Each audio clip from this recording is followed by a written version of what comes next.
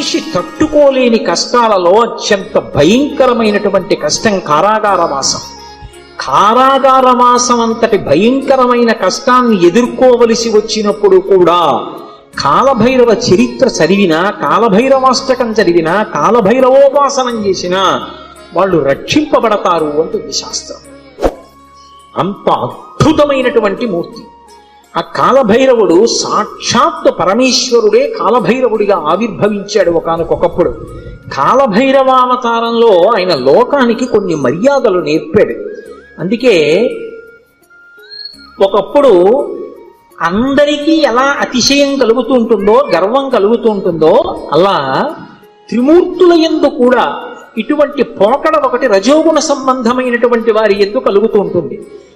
సృష్టికర్త అయినటువంటి చతుర్ముఖ బ్రహ్మగారు సహజంగా రజోగుణ తత్వంతో ఉంటాడు, అందుకే ఎరుపు రంగుతో ఉంటాడు.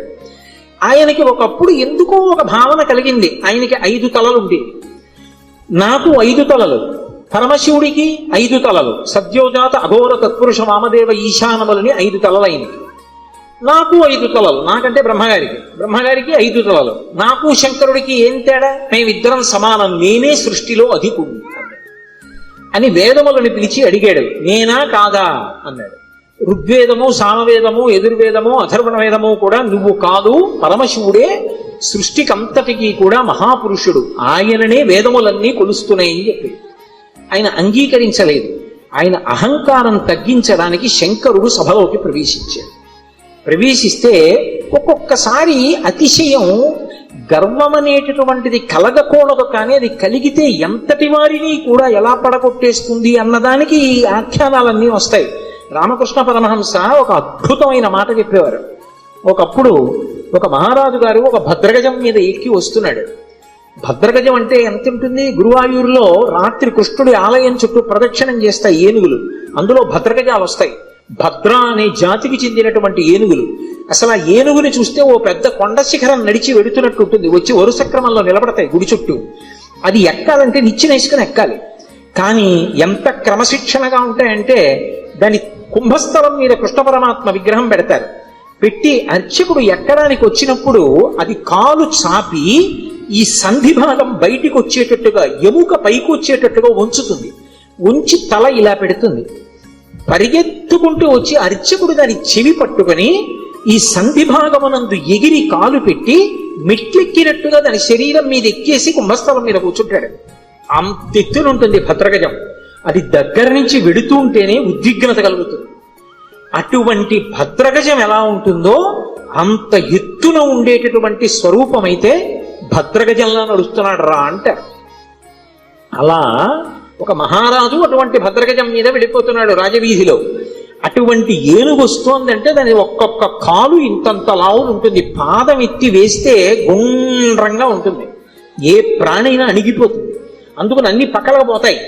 అటువంటి ఏనుగు వస్తుంటే కన్నంలోంచి ఓ చిరుకప్ప ఒకటి పైకొచ్చి కప్ప కాలెత్తింది. కాలెత్తి చెయ్యి బుద్ధి లేని ఏనుగా పక్కకి పో అని ఆశ్చర్యపోయారు. రామకృష్ణ పరమహంస శిష్యుడు నిలబడున్నారు అక్కడ. వాళ్ళకి సిద్ధులు ఉన్నాయి. ఆ శిష్యుడు చూసి గురువుగారి వంక తిరిగి అన్నాడు, హే బ్రహ్మన్, ఒక భద్రగజం వస్తోంది, దాని మీద మహారాజు వస్తున్నాడు. ఒక కప్ప కన్నంలోంచి బయటకు వచ్చి ఏనుగు మీద కాలెత్తి పక్కకు పోతావా పోవా అంటోంది. దీనికి బుద్ధిహీనత, అతిశయమా? ఎందుకు ఇలా కాలెత్తిందని అడిగారు. అడిగితే పరమహంస ఒక్క నిమిషం కళ్ళు మూసుకొని కళ్ళు తెరిచి అన్నారు, ఇవాళ సాయంకాలం ఈ రహదారి నుంచి ఒక జేబుకి చిల్లు ఉన్నటువంటి లాల్చీ వేసుకున్న వ్యక్తి వెళ్ళాడు. ఆయన జేబులో 4 పావలాకాసులు ఉన్నాయి. పావలాకాసు చిన్నగా గుండ్రగా ఉంటుంది కదూ, ఆ కన్నంలోంచి జారి పావలాకాసు కింద పడింది. కింద పడిన పావలాకాసు దుల్లుకుంటూ ఆ కన్నంలోకి వెళ్ళింది. కన్నంలో కప్ప ఉంది. కప్పకి పావలాకాసు దొరికింది. ఇప్పుడు కప్ప దగ్గర పావలా ఉంది కదూ, ఏనుగు మీద కాలెత్తింది. పావలా ఉన్న కప్ప ఏనుగు మీద కాలెత్తితే అన్నీ ఉన్నాయనుకున్న నాబోటిగాడు విర్రవీగితే అందులో అతిశయం ఎంత విచిత్రమైన లక్షణాన్ని కల్పిస్తుందో చూడండి. బ్రహ్మగారి అంతటి వాడికి ఒకప్పుడు ఈ ఆవేశం వచ్చింది. ఎందుకు అంటే తల్ల సంఖ్య లెక్క పెట్టాడు. నాకు 5, నీకు 5. ఇదే బ్రహ్మగారి కౌశికీ వృత్తాంతంలో పార్వతీదేవి దగ్గర అంత వినయంతో మాట్లాడాడు. ఒకనాడు నా నొసటి నుంచి పైకొచ్చావు, నాకు పుత్రసముడివి, నా కాళ్ళు పట్టుకు నమస్కరించు, ఆశీర్వదిస్తా అన్నాడు. శంకరుడు చూశాడు, ఓహో చాలా ఉద్ధతితో ఉన్నాడు, అహంకారంతో ఉన్నాడు. నాకు 5 తలలు, తనకు 5 తలలు అనుకుంటున్నాడు. కానీ నా 5 తలల వెనక ఒక తత్వం ఉంది. అది తూర్పుకి తిరిగి ఉన్నటువంటి తలని తత్పురుష ముఖం అంటారు, దక్షిణానికి ఉంటే అఘోర ముఖం అంటారు, పశ్చిమానికి ఉంటే సజ్జోజాతం అంటారు, ఉత్తరానికి ఉంటే వామదేవం అంటారు, పైకుంటే ఈశానం అంటారు. ఈ పంచభూతముల మీద మోక్షం మీద అధికారం కలిగి ఉంటాడు 5 ముఖాలతో. ఖట్మండూలో ఉంటుంది 5 తలలతో ఆ శివలింగం. నాతో సమానుడు అనుకుంటున్నాడు ఈ బ్రహ్మగారు. ఆయన బ్రహ్మమస్తకావళిని బద్ధతే నమ శివాయ అని పేరు. ఈ సృష్టి అంతా కూడా కల్పాంతం అయిపోయినప్పుడు బ్రహ్మగారు పడిపోతాడు. పడిపోతే చూస్తాట శంకరుడు, అయ్యో పాపం, మొట్టమొదట పుట్టాడు అందరికన్నా, వేదములు ఇచ్చి సృష్టి చెయ్యమన్నాను, ఈయన కూడా బొత్తిగా ఇలా శ్మశానంలో పడిపోతే ఏం బాగుంటుంది, ఈయనకు మంచి స్థానం ఇద్దామని చెప్పి ఆ పుర్రి తీసి ఓ తడపలో గుచ్చుకుని మెళ్ళో వేసుకుంటాడు. ఆయనకి చేతకాక కాదు, ఓ బంగారం గొలుసు చేయించి ఇచ్చేవాళ్ళు లేక కాదు, బ్రహ్మగారిని గౌరవించడానికి ఓ పుర్రేసుకున్నాడు. ఇలా ఎంతమంది బ్రహ్మలు విడిపోయారో ఆ పుర్రెల మాల పెద్ద మాల అయింది. పునుకల పేరు కంఠమున భూరి భుజంగము భూషణంబుగా అనయము భస్మధారణము ఎద్రి నివాసము మేరు విల్లుగా అనుగుగ దంతి చర్మమును హస్తమునందు కపాల చోళముల్ పడిబడిదల్తు శంకరు కృపావర రూపమును ఆశ్రయించదన్నంటారు. ఇప్పుడు అంతమంది బ్రహ్మల యొక్క పునుకలు ఆయన మెడలో హారంగా ఉంటాయి, అందుకేసుకుంటాడు పుర్రెలమాల. అరే, ఈ బ్రహ్మకి అతిశయం కలిగిందని తనలోంచి ఒక ప్రాణిని ఉత్పన్నం చేశాడు. భృంగి యొక్క అంశ, భృంగి యొక్క అవతారం వచ్చినటువంటి వాడు. ఒక్కసారి పరమశివుని అంశతోటే భైరవుడు ఉత్పన్నమయ్యాడు. ఆ భైరవుడు ముమ్మూర్తుల పరమశివుడు ఎలాగే ఉంటాడో అలాగే ఉంటాడు. ఆయన వస్తూనే ఆ బ్రహ్మగారి యొక్క పైన ఉన్నటువంటి తలకాయని పెద్ద యుద్ధం చేయలేదు, ఇలా గిల్లేశాడంతే. లోకంలో చూడండి మాట అంటారు, అదే అలా గిల్లేస్తున్నాయట్రా అంటారు. అన్నిటికన్నా తేలిక ఏంటంటే గిల్లేడు. అలా వెళ్ళిపోతే ఇలా గిల్లేసాడు అనుకోండి, తీయిపోతుంది అంతే. అది బాగా బలం ఉన్నవాడు ఏం చేస్తాడు, గిల్లుతూ ఉంటాడు, గిల్లి గజ్జాలు ఎట్టుకుంటాడు రా అంటారు. అందుకే గిల్లేయడం అంటే అంత తేలిక. యువతల వాడికి బలం ఎక్కువ ఉంటే బలం తక్కువ ఉన్నవాడిని గిల్లేస్తాడు. అందుకే బ్రహ్మగారి 5వ తలకాయని కష్టపడి తొలగతోశాడం లేదు, గిల్లీశాడంటారు. శంకరాచార్యులు వారు సౌందర్యలహరిలో కూడా అలాగే రాశారు, అంత అందంగానూ రచన చేశారు. మృణాళీ మృద్వీనాం తమ భుజలతానాం చతసృణాం చతుర్భిః సౌందర్యం సరసిజ భవస్తౌతి వదనైః నకేభ్యః సంత్రస్సన్ ప్రథమమథనాదందకరిపోః చతుర్ణాం శీర్షాణాం సమమభయ హస్తార్పణధియా అన్నారు. శంకరులకు శంకరులే చెల్లు. అహంకరించాడని కాలభైరవుడు ఓ తలకే గిల్లేశాడు. ఏమండి, ఇప్పుడు నేను ఇలా పట్టుకుని ఇలా గిల్లేశాను అనుకోండి, ఆ మిగిలిన పువ్వు ఏమనుకుంటుంది, దాన్ని ఒకదాన్ని గిల్లేండి నా జోలికి రాడనుకుంటుందా? ఏమో ఇలా అన్నవాడు మళ్ళీ ఇలా అంటే అది ఉడికిపోతే మళ్ళీ వచ్చేస్తుందేమో చెయ్యని. ఇప్పుడు ఇలా అన్నవాడు మళ్ళీ ఇంకోటి ఇలా అంటే 3 ఉంటాయి. ఇంకా అందుకని ఆయన ఏం చేశాడంటే బ్రహ్మగారు ఒక తలకాయ గిల్లేయగానే ఇంకా 4 తలకాయలు మిగిలాయి. అమ్మవారి వంక చూశాట. అమ్మవారు 4 చేతులతో ఉంటుంది కదా. అమ్మా, నేను తామర పువ్వులోంచి పుట్టాను, నీ చేతులు తామర పువ్వుల్లో ఉంటాయి, కాబట్టి మన ఇద్దరికి ఓ బంధుత్వం ఉంది. అమ్మా, నా 4 తలకాయలు తామర పువ్వుల్లాంటి నీ చేతుల కింద పెడతాను, కాపాడమ్మా అని 4 తలకాయలు గబగబా పెట్టుకెళ్ళి అమ్మవారి 4 చేతుల కింద పెట్టేటప్పటికి మళ్ళీ గిల్లుదామని చూశాడు. పైన అమ్మవారి చెయ్యి ఉంది, నవ్వి ఊరుకున్నాడు. అలా అమ్మా నీ చేతులు పెట్టుండకపోతే బ్రహ్మగారి తలకాయలు ఉండేవో ఉండకపోవు, ఏమో గిల్లేసిన వాడు ఓటే గిల్లుతాడని నమ్మకం. కాబట్టి నకేభ్య సంత్రస్సన్ గోటితో గిల్లేశాడంతే. కాలభైరవుడంతే అంతటి ప్రచండ శక్తి స్వరూపుడు. కాశీఖండంలో ఆయన గురించి ఒక అద్భుతమైనటువంటి విశేషం చెప్తారు. అజుండు తాను అధికుండుననుచు గర్వింప కరనఖాగ్రమునత చిరము త్రుంచి సాకారయగు బ్రహ్మహత్యతో చనుజేరి సర్వలోకంబులు సంచరించి వైకుంఠమునకేగి రమా వైకుంఠు లచ్చించ అమృతభిక్షాసనం అరగించి కాశికానగర కంఠోపదేశంబున పగలవైచకరంపు బ్రహ్మపునుక ఆధిపత్యంబు పొందె కామారి చేత ప్రియవైచిన చోట కపురము చేసి కాశికాపురమునకు 7 గడయు చూపే క్రోధభైరవ దేవుండు ఉభజన్మ అంటారు. ఆయన బ్రహ్మగారి తలకాయ తుంపేశాడు. తుంపేస్తే ఆయన బ్రహ్మగారు బ్రహ్మహత్యాపాతకం వచ్చింది. పరమశివుడికి బ్రహ్మహత్యాపాతకం ఉంటుందా? ఆయన విధికి నిషేధానికి అతీతుడు. కానీ లోకంలో శివుడే చేశాడు కదా, మేమెందుకు చెయ్యకూడదని రేపు పొద్దున్న తెలియక జనులు బ్రహ్మహత్యా దోషం చేస్తే కట్టి కుడిపేస్తుంది. అందుకని దాని పాపం ఎంత కఠినంగా ఉంటుందో చూపించడానికి తాను బ్రహ్మహత్యాపాతకం పోగొట్టుకోవడానికి చెయ్యవలసిన ప్రాయశ్చిత్తాన్ని చేసి చూపించాడు. ఆ తల వచ్చి అంటుకుంది పుర్రె.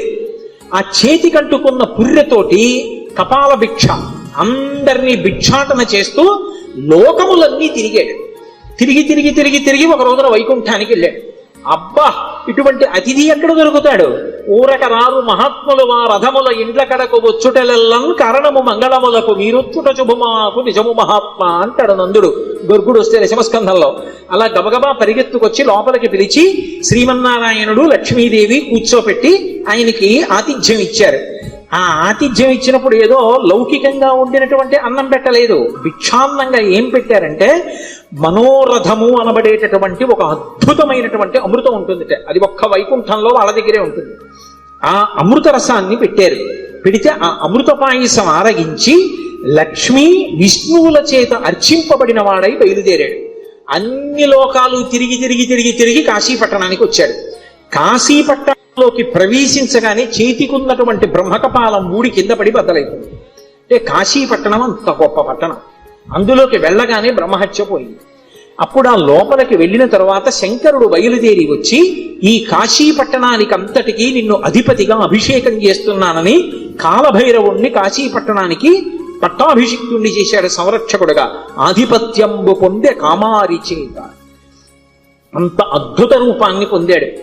భైరవ అంటారు. భైరవ అంటే కుక్కకి భైరవ అని పేరు. ఎందుకంటే భయ్య నరుస్తుంది కాబట్టి, రవము అంటే శబ్దము, భయ్య నరిచి మీద పడుతుంది కాబట్టి భైరవ అంటే కుక్క.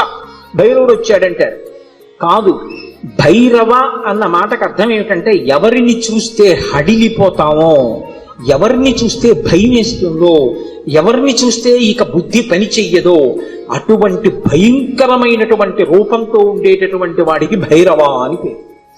లోకంలో ఎవరైనా సరే బాగా పాపములు చేసి చేసి చేసి చేసి చేసి చేసి శరీరం విడిచిపెట్టేశారనుకోండి, ఈ లోకం విడిచిపెట్టి వెళ్ళిపోయేటప్పుడు భైరవయాతన అని ఉంటుంది. ఆయన క్రోధ రూపంతో వెంటపడతాడు బెత్తం పట్టుకుని. ఆయన్ని చూసేటప్పటికి భయపడి చెమటలు కక్కుతూ పరిగెడతారు. పరిగెత్తి పరిగెత్తి పరిగెత్తి దాహార్తితో యమసదనం దగ్గర అగ్నిజ్వాలలతో ఉంటుంది తోరణం. ఆ తోరణం కింద నుంచి దూరుతాడు కాలిపోతూ. ఆ దోషం పోవాలి అంటే కాలభైరవ దర్శనం చేస్తారు. కాఠ్మండూలో కాశీపట్టణంలో కాలభైరవ దేవాలయాలు ఉన్నాయి. కాలభైరవ దర్శనం చేస్తే భైరవ దండన అని ఆయన వేస్తాడు. ఓ బెత్తం పెట్టి ఓసారి వీపు మీద కొడతారు ఇలాగా. అంటే అక్కడతో ఆ పాపాన్ని తీసేస్తాడు. ఆ చాలా అనుగ్రహమూర్తి. అలాగే కార్తీక మాసంలో వచ్చేటటువంటి పౌర్ణమి నాడు జ్వాలాతోరణం చేస్తారు. కొత్త గడ్డి తీసుకొచ్చి తోరణం కట్టి ఆ గడ్డి అంతా పెట్టి ఆవు నెయ్యి పోసి వెలిగిస్తారు. వెలిగించి పార్వతీ పరమేశ్వరులు పల్లకీలో వెళుతుంటే హరహర మహాదేవ శంభో శంకర అంటే భక్తులు కూడా పల్లకీతో వెళ్ళి మళ్ళీ వస్తూ ఉంటారు. ఎందుకు అలా వెళ్ళి వస్తూ ఉంటారు అంటే నరకలోకానికి వెళ్ళి అగ్నితోరణం కింద నుంచి దూరవలసినటువంటి అగత్యాన్ని తీసేసి ఇక్కడే అగ్నితోరణం కింద నీవు అక్కడ చూడక్కర్లేదురా, నేను నీకు అండ ఉంటాను, బెంగ పెట్టుకోకని ఆయన నడిచి ఆయన వెనక మనం నడిస్తే ఇంకా అక్కడ అగ్నితోరణం చూడక్కర్లేదు, తిన్నగా మంచి లోకాలకు వెళ్ళిపోతాడు. దానికోసం ఇక్కడ ఆయన అద్భుతమైనటువంటి జ్వాలాతోరణం చేస్తాడు. మనం చేస్తే అనుగ్రహాన్ని శంకరుడి ద్వారా పొందుతామని. అందుకని భైరవ అంటారు. శంకర భగవత్పాదులు కాలభైరవుని యొక్క వైభవం మీద ఒక అష్టకం చేశారు. దేవరాజ సేవ్యమాన భావనాంగ్రి పంకజం వ్యాళ యజ్ఞ సూత్రం ఇందు శేఖరం కృపాకరం నారదాది యోగి బృంద వందితం దిగంబరం కాశికాపురాదినాథ కాల భైరవం భజే. నారదాది యోగి బృంద వందితం దిగంబరం అంటారు. ఆయన నారదుడు వంటి యోగి బృందముల చేత నృతింపబడుతూ ఉంటాడు. దేవరాజ సేవ్యమాన భావనాంగ్రి పంకజం, భావనాంగ్రి పంకజం. దేవరాజు అంటే ఇంద్రుడు. ఇంద్రాదుల చేత పూజింపబడేటటువంటి పాదపద్మములు కలిగినటువంటి వాడు. వ్యాళయజ్ఞ సూత్రం ఇందు శేఖరం కృపాకరం. ఆ చంద్రబింబాన్ని శుక్లపక్షంలో ఉండేటటువంటి తదియనాటి చంద్రరేఖని కొప్పులో ధరించి ఉంటాడు. ఆయన యాళ యజ్ఞ సూత్రమిందు శేఖరం కృపాకరం నారదాది యోగి బృందవందితం దిగంబరం. ఆయన దిక్కులన్నీ ఆయనకి అంబరములై ఉంటాయి. ఆ దిక్కులు అంబరములై ఉన్న మీదట కొత్తగా ఇక వస్త్రాన్ని కట్టుకోడు, దిశములతో ఉంటాడు. అది ఒకటి. అసలు తెలుసుకోవలసిన రహస్యం వేరే ఉంటుంది. ఎప్పుడైనా మీరు శివాలయంలోకి వెళ్ళినప్పుడు కాలభైరవ దేవాలయానికి వెడితే బట్ట ఉండదు, ఆయన దిగంబరంగా నిలబడి ఉంటాడు. ఎందుకు అలా ఉంటాడు అంటే దానికి ఒక కారణం ఉంది.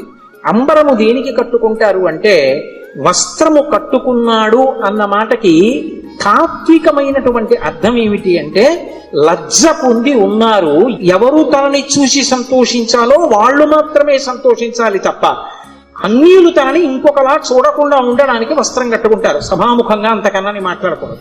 బట్ట దేనికి కట్టుకుంటారు అంటే, ఏ పురుషుడు తనని ఎలా చూడాలో అలాగే చూడాలి. భర్త అయితే దాని అవసరం లేదు, భర్త కానివాడు ఇంకొకలా చూడడానికి వీల్లేదు. అంబరము ధరించి ఉంటారు. అంబరము భక్తికి సంకేతం. భక్తి అంబరమును కట్టుకుంటారు. భక్తి అంబరం కట్టుకుంటే పురుషుడి చేత ఆకర్షింపబడతాడు. ఎవరా పురుషుడు? ఒక్కడే పురుషుడు.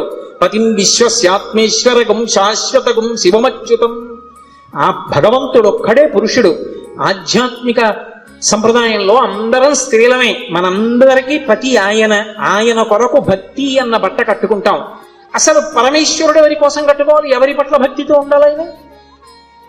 ఆయన ఎవరిని పొందాలైనా? ఆయన పొందడానికి ఇంకెవరు లేరు, అందరూ ఆయన్ని పొందుతారు. అందుకే ఆయన బట్ట కట్టుకోడంటే భక్తి అన్న నంబరం ఆయన కట్టుకోక్కర్లేదు. అందుకు దిగంబరుడు. ఆ దిగంబర అన్న మాటను అలా అర్థం చేసుకోవాలి. అందుకే యోగి సంప్రదాయంలో ఈ దిగంబర అన్న మాట మీకు కనపడుతూ ఉంటుంది. కాబట్టి నారదాది యోగి బృంద వందితం దిగంబరం కాశికాపురాధినాథ కాలభైరవం భజే. అటువంటి కాలభైరవుణ్ణి నేను భజిస్తున్నాను. భానుకోటి భాస్వరం భవాబ్దితారకం ప్రభుం నీలకంఠమీప్సితార్థదాయకం త్రిలోచనం కాలకాలమంబుజక్షమక్షశూలమక్షరం కాశికాపురాధినాథ కాలభైరవం భజే. ఇప్పుడు నేను అష్టకం అంతా ఎక్కడ చెప్పను. భానుకోటి భాస్వరం, కోటి మంది సూర్యులు ఉదయిస్తే ఎలా ఉంటుందో ఆయన కాంతి అలా ఉంటుంది. భవాబ్ధితారకం ప్రభుం, సంసారం అనే సముద్రాన్ని దాటించేస్తాడు ఆయన పాదాలు పట్టుకుంటే. నీలకంఠమీప్సితార్థదాయకం త్రిలోచనం, నీలకంఠుడై హలాహల భక్షణం చేసినటువంటి శంకరుడై లోకములను అనుగ్రహించగలిగిన వాడై భక్తజనుల యొక్క ఈప్సితములను తీర్చగలిగిన వాడై ఉంటాడు. నీలకంఠమీప్సితార్థదాయకం త్రిలోచనం కాలకాలమంబుజక్షమక్షశూలమక్షరం, చేతిలో అక్షమాల పట్టుకుని జ్ఞానాన్ని ఇవ్వగలిగిన వాడై ఉంటాడు. అందుకే అక్షమాల అంటే ధ్యాన స్థితిని కటాక్షిస్తాడు. పుస్తకాలు చదవడం గొప్ప కాదు, ధ్యానం చేయగలిగి ఉండాలి. ఆ మనస్సు చెప్పినప్పుడు మాట వినాలి. పిలవగానే మనసు వెనక్కొచ్చి ఎవరిని చూడమంటున్నానో వాళ్ళని చూడాలి. రా చూడు పార్వతీ పరమేశ్వరుల పాదద్వంద్వాన్ని అనేటప్పటికీ అది గబగబా వచ్చి కూర్చుని చూడడం అలవాటు అవ్వాలి. మనసు ఎలా వినాలి అంటే, కుక్క మాట విన్నట్టుగా వినడం, ఎద్దు మాట విన్నట్టుగా వినడం మనసుకి రావాలి. కుక్క చూడండి అన్నాను అనుకోండి పరిగెత్తుకొస్తుంది, కుక్క పిలిస్తే వచ్చినట్టు. ఎద్దు చూడండి కొత్తగా గిత్తని బండి కట్టారనుకోండి, బండి ఎత్తి పట్టి రైతు దా దా అంటే అది రాదు. బలవంతంగా తీసుకొచ్చి కాడి మెడ మీద పెట్టారనుకోండి తోసేస్తుంది, అటుపోతుంది ఇటుపోతుంది. 4 మాటలు అలవాటు చేసి కొట్టి దుక్కి దున్నించి చేశాడనుకోండి, ఆ తర్వాత రైతు ఇక ఎద్దు దగ్గరికి వెళ్ళడు. వచ్చి ఆ బండి కాడి పట్టుకుని ఇలా పైకి ఎత్తి పట్టుకుంటాడు. ఇలా ఎత్తి పట్టుకుని ఆ 2 కాడిలా సమానంగా వస్తుంది అంటాడు. 2 ఎద్దులు నిద్రపోతున్నవి లేచి ఒళ్ళు విరుచుకొచ్చి మెడ పెట్టేస్తాయి. పిలవలేదు ఆయన, ఏమి దా అని కూడా అనలేదు, అంటే చాలు 2 ఎద్దులు వచ్చాయి. అలా అన్నంత మాత్రం చేతనే ఎద్దులు వచ్చేస్తుంటే సాధన చేత మనసు వెనక్కి రావద్దు, రావాలి. అలా వచ్చేటట్టు చెయ్యగలిగిన వాడు, సాధనా బలాన్ని అనుగ్రహించగలిగిన వాడు కాలభైరవుడు. కాలస్వరూపంతో ఉంటాడు. అందుకే కాలకాలమంబుజక్షమక్షశూలమక్షరం కాశికాపురాధినాథ కాలభైరవం భజేత్. అందుకే కాలభైరవష్టానికి ఫలశ్రుతి చెప్తూ కాలభైరమష్టకం పఠంతి ఏ మనోహరం జ్ఞానముక్తి సాధనం విచిత్ర పుణ్యవర్ధనం శోకమోహ దైన్య లోభ కోపతాపనాశనం తీప్రయాంతి కాలభైరవంగ్రి సన్నిధిం ధ్రువం అంటారు. ఎవరు కాలభైరవాష్టకాన్ని చదువుకుని ప్రతిరోజు కాలభైరవుడికి నమస్కరిస్తాడో వాడికి భక్తి, చిత్తశుద్ధి, వైరాగ్యము, జ్ఞానము, చిట్ట చివర మోక్షము ఆయన అనుగ్రహిస్తారు. శరీరం విడిచిపెట్టిన తరువాత భైరవయాతన పొందకుండా మోక్షమును అనుగ్రహించగలడు అంటే ఆయన ఎంతటి శక్తివంతుడో మీరు ఆలోచించవచ్చు. కాశికా పట్టణానికి అంతటికీ కూడా అధిపతి అయి ఉంటాడు. అటువంటి మహానుభావుడైనటువంటి కాలభైరవుని యొక్క స్మరణము చాలు, సమస్త పాపములు నశించిపోతాయి. అంత గొప్ప కాలభైరవుడు శివాలయంలో ఈశాన్య దిక్కున నటరాజస్వామి వారి పక్కన విరాజమానుడై ఉంటాడు. అలాగే శంకరుడి పరివారంలో ఎప్పుడూ విడిచిపెట్టనటువంటి వారు నా సర్పములు ఆయన్ని ఎప్పుడు విడిచిపెట్టవు. ఏదో అలా అనడమే కానండి, నిజంగా ఆయన పరివారం అద్భుతమైన పరివారం. సాయంకాలం అయ్యేటప్పటికి కవచం పెట్టేస్తారు. కవచం పెట్టారు అంటే ఇలా పాము పట్టి ఉంటుంది. మీరు చూసి ఉంటారు, కొన్ని చోట్ల శివాలయాల్లో శివలింగం మీద పడగ పట్టి ఉంటుంది. ఆ నైమిషారణ్యంలో అయితే ఒక అద్భుతమైనటువంటి శివాలయం ఉంది. ఆ శివాలయం యొక్క పానవట్టం మీద ఒక పాము పడుకుని ఉంటుంది. అది పడుకుని ఉన్నట్టుగా చిత్రీకరింపబడి ఉంటుంది. అద్భుతమైనటువంటి శివాలయం. అవన్నీ మీకు చూపిస్తారు. అక్కడే కొంచెం దూరం పెడితే రుద్రావర్తము అని గోమతి నది లోపల ధర్మరాజు గారు ప్రతిష్ఠ చేశాడు శివలింగాన్ని. సుడి ఏమీ కనపడదు, మీకు నీరు తిరగదు, కానీ ఇలా నీరు వెళ్ళిపోతూ ఉంటుంది. దాని ముందు కానీ వెనక కానీ మీరు మారేడాకేస్తే పైనుంచి తేలి వెళ్ళిపోతుంది. శివలింగం లోపలున్న చోటుకొచ్చి మారేడు దళం వేస్తే నిలువుగా లోపలికి వెళ్ళిపోతుంది. మీరు 100 జామకాయలు, జామ పళ్ళు తీసుకెళ్లి అందులో వేయండి, మీరు ఏమీ అడగకపోతే ఒక్క కాయ పైకి రాదు, నిలువుగా వరుస క్రమంలో లోపలికి వెళ్ళిపోతాయి. స్వామి ప్రసాదం ఇవ్వండి అని పైకి అడిగారు అనుకోండి, అన్ని పళ్ళు లోపలికి వెళ్ళిపోయి ఒక్క పండు పైకి వస్తుంది. భగవంతుని యొక్క అనుగ్రహము తిరుగులేనిది, ఈశ్వరుడు ఉన్నాడు అనడానికి ప్రబలమైనటువంటి సాక్ష్యాలు అవన్నీ. కాబట్టి ఆ పావు అనేటటువంటిది శివలింగం మీద పడగ పట్టి ఉంటుంది, అమ్మవారి యొక్క స్వరూపం. ఆ నాగులు ఎప్పుడూ శంకరుడితో అనుబంధంతో ఉంటాయి. అసలు ఆ పాము దేనికి గుర్తు అంటే కుండలిని శక్తికి ప్రతీక, అమ్మవారికి ప్రతీక. దేవరాజ సేవ్యమాన భావనంగ్రి పంకజం వ్యాళ యజ్ఞ సూత్రం ఇందు శేఖరం కుపాకరం నారదాది యోగి బృంద వందితం దిగంబరం కాశికాపురాధినాథ కాల భైరవం భజే. నారదాది యోగి బృంద వందితం దిగంబరం అంటారు. ఆయన నారదుడు వంటి యోగి బృందముల చేత నుతింపబడుతూ ఉంటాడు. దేవరాజ సేవ్యమాన భావనాంగ్రి పంకజం, పావనాంగ్రి పంకజం. దేవరాజు అంటే ఇంద్రుడు, ఇంద్రాదుల చేత పూజింపబడేటటువంటి పాదపద్మములు కలిగినటువంటి వాడు. వ్యాళయజ్ఞ సూత్రం ఇందు శేఖరం కృపాకరం. ఆ చంద్రబింబాన్ని శుక్లపక్షంలో ఉండేటటువంటి తదియనాటి చంద్రరేఖని కొప్పులో ధరించి ఉంటాడు ఆయన.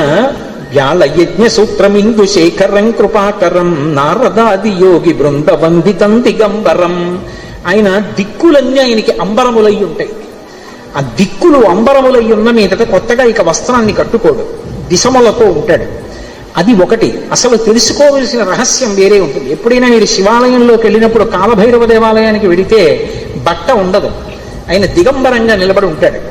ఎందుకు అలా ఉంటాడు అంటే దానికి ఒక కారణం ఉంది.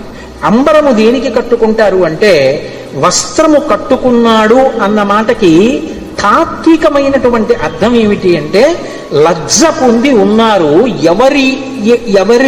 ఎవరు తనని చూసి సంతోషించాలో వాళ్ళు మాత్రమే సంతోషించాలి తప్ప అన్యులు తనని ఇంకొకలా చూడకుండా ఉండడానికి వస్త్రం కట్టుకుంటారు. సభాముఖంగా అంతకన్నా మాట్లాడకూడదు. మీకు ఇంకా బాగా అర్థం అవడానికి నేను ఒక్కటే మాట చెప్పగలను. 1 కోటి రూపాయలు పెట్టి రకరకాల నగలు చేయించుకుని ఒంటి నిండా పెట్టుకుని ఒక స్త్రీ బట్ట కట్టుకోలేదనుకోండి, ఏమంటారు? లజ్జావిహీన అంటారు. సముద్రపు తొట్టులో దొరికేటటువంటి నత్తగొల్లలతో హారం వేసుకుని 30 రూపాయల చీర కట్టుకుందనుకోండి, ఏమంటారు? మానవతి అంటారు. బట్ట దేనికి కట్టుకుంటారు అంటే ఏ పురుషుడు తనని ఎలా చూడాలో అలాగే చూడాలి. భర్త అయితే దాని అవసరం లేదు, భర్త కానివాడు ఇంకొకలా చూడ్డానికి వీల్లేదు. అంబరము ధరించి ఉంటారు. అంబరము భక్తికి సంకేతం. భక్తి అంబరమును కట్టుకుంటారు. భక్తి అంబరం కట్టుకుంటే పురుషుడి చేత ఆకర్షింపబడతాడు. ఎవరా పురుషుడు? ఒక్కడే పురుషుడు. పతిం విశ్వస్యాత్మేశ్వరగం శాశ్వతగం శివమచ్యుతం. ఆ భగవంతుడు ఒక్కడే పురుషుడు. ఆధ్యాత్మిక సంప్రదాయంలో అందరం స్త్రీలమే, మనందరికీ పతి ఆయన కొరకు భక్తి అన్న బట్ట కట్టుకుంటాం. అసలు పరమేశ్వరుడు ఎవరి కోసం కట్టుకోవాలి? ఎవరి పట్ల భక్తితో ఉండాలి? ఆయన ఎవరిని పొందాలి? ఆయన పొందడానికి ఇంకెవరు లేరు, అందరూ ఆయన్ని పొందుతారు. అందుకే ఆయన బట్ట కట్టుకోడు. అంటే భక్తి అన్న నంబరం ఆయన కట్టుకోక్కర్లేదు, అందుకు దిగంబరుడు.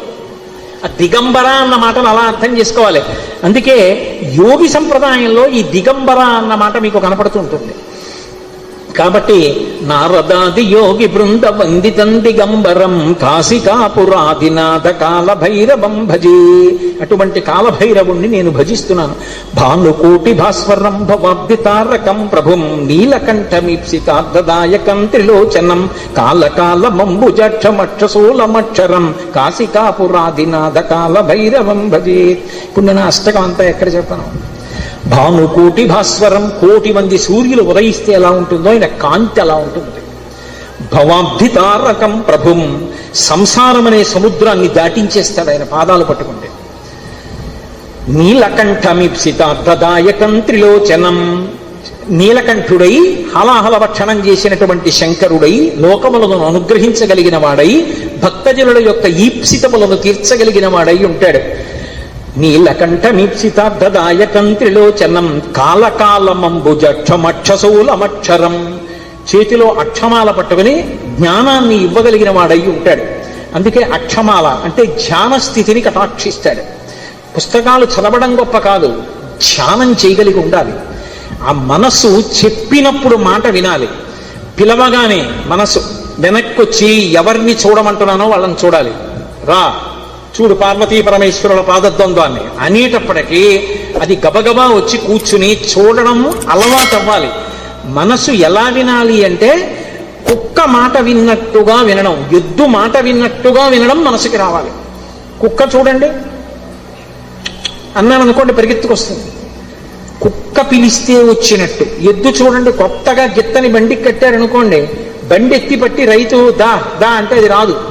బలవంతంగా తీసుకొచ్చి కాడి మెడ మీద పెట్టారనుకోండి తోసేస్తుంది, అటుపోతుంది ఇటుపోతుంది. 4 మాటలు అలవాటు చేసి కొట్టి దుక్కి దున్నించి చేశాడనుకోండి, ఆ తర్వాత రైతు ఇక ఎద్దు దగ్గరికి వెళ్ళడు. వచ్చి ఆ బండి కాడి పట్టుకుని ఇలా పైకి ఎత్తి పట్టుకుంటాడు. ఇలా ఎత్తి పట్టుకుని ఆ 2 కాడిలా సమానంగా వస్తుంది అంటాడు. 2 ఎద్దులు నిద్రపోతున్నవి లేచి ఒళ్ళు విరుచుకొచ్చి మెడబెట్టేస్తాయి. పిలవలేదు ఆయన, ఏమి దా అని కూడా అనలేదు, అంటే చాలు 2 ఎద్దులు వచ్చాయి. అలా అన్నంత మాత్రం చేతనే ఎద్దులు వచ్చేస్తుంటే సాధన చేత మనసు వెనక్కి రావద్దు, రావాలి. అలా వచ్చేటట్టు చెయ్యగలిగిన వాడు, సాధనా బలాన్ని అనుగ్రహించగలిగిన వాడు కాలభైరవుడు. కాలస్వరూపంతో ఉంటాడు. అందుకే కాలకాలమంబుజక్షమక్షశూలమక్షరం కాశికాపురాధినాథ కాలభైరవం భజేత్. అందుకే కాలభైరవష్టానికి ఫలశ్రుతి చెప్తూ కాలభైరమష్టకం పఠంతి ఏ మనోహరం జ్ఞానముక్తి సాధనం విచిత్ర పుణ్యవర్ధనం శోకమోహ దైన్యలోభకోపతాపనాశనం తే ప్రయాంతి కాలభైరవంగ్రి సన్నిధిం ధ్రువం అంటారు. ఎవరు కాలభైరవాష్టకాన్ని చదువుకుని ప్రతిరోజు కాలభైరవుడికి నమస్కరిస్తాడో వాడికి భక్తి, చిత్తశుద్ధి, వైరాగ్యము, జ్ఞానము, చిట్ట చివర మోక్షము ఆయన అనుగ్రహిస్తాడు. ప్రత్యేకించి మార్గశీర్ష మాసం, చతుర్దశి, అష్టమి, మంగళవారం, ఆదివారం ఇటువంటివి కాలభైరవుడి గురించి వినడానికి అత్యుత్తమమైనటువంటి రోజులు.